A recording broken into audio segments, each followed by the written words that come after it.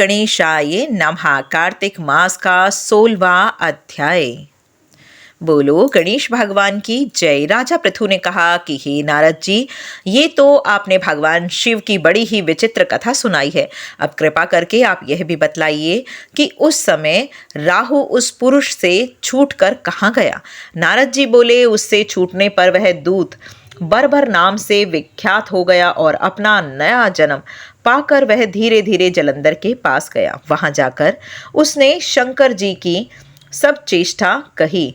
उसे सुनकर देवराज ने सब दैत्यों को सेना द्वारा आज्ञा दी। कालनेमी और शुंभ निशुंभ आदि सभी महाबली तैयार हो गए। दैत्य एक से एक महाबली दैत्य करोड़ों करोड़ों की संख्या में निकलकर युद्ध के लिए जुट पड़े। महाप्रतापी सिंधु पुत्र शिवजी से युद्ध करने के लिए निकल पड़ा। आकाश में मेघ छा गए और बहुत ही अपशगुन होने लगे। शुक्राचार्य जी और कटे सिर वाला राहु सामने आ गया। उस समय जलंधर का मुकुट खिसक गया, परंतु वह नहीं रुका।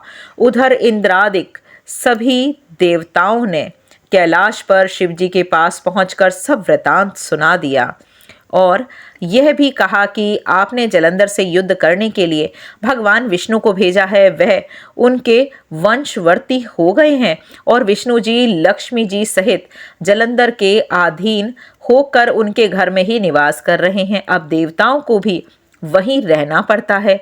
अब वह बलि सागर पुत्र आपसे युद्ध करने आ रहा है, अतएव आप उसे मारकर हम सब की रक्षा कीजिए। यह सुनकर शंकर जी ने विष्णु जी को बुलाकर पूछा कि हे ऋषिकेश, युद्ध में आपने जलंधर का संहार क्यों नहीं किया और वैकुंठ छोड़कर आप उसके घर में क्यों चले गए।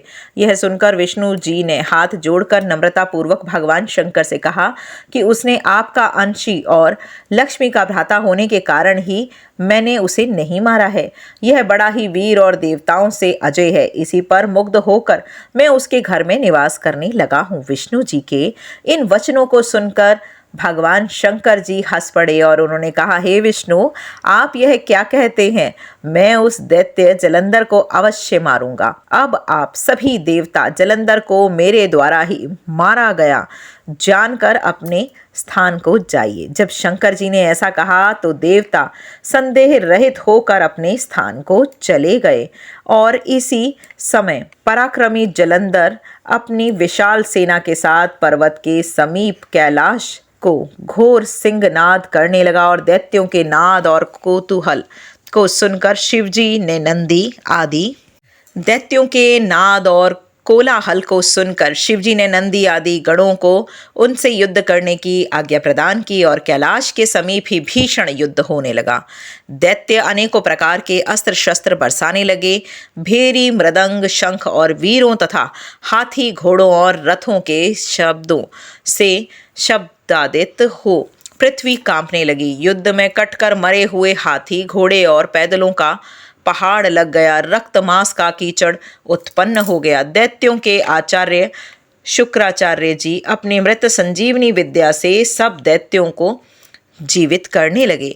यह देखकर शिवजी के गण व्याकुल हो गए और उनके पास जाकर सारा वृतांत सुनाया। उसे सुनकर भगवान रुद्र के क्रोध की तो सीमा ही ना रही। फिर तो उस समय उनके मुख से एक बड़ी भयंकर कृत्या उत्पन्न हुई, जिनकी दोनों जंघाएं ताल वृक्ष के समान थी और वह युद्ध भूमि में जाकर सब असुरों का चूर्ण करने लगी। और फिर वह शुक्राचार्य के समीप पहुंचे और शीघ्र ही अपनी योनि में गुप्त कर लिया। फिर स्वयं भी अंतर ध्यान हो गई। शुक्राचार्य जी के गुप्त हो जाने से दैत्यों का मुख मलिन पड़ गया और वे युद्ध भूमि को छोड़कर भागे।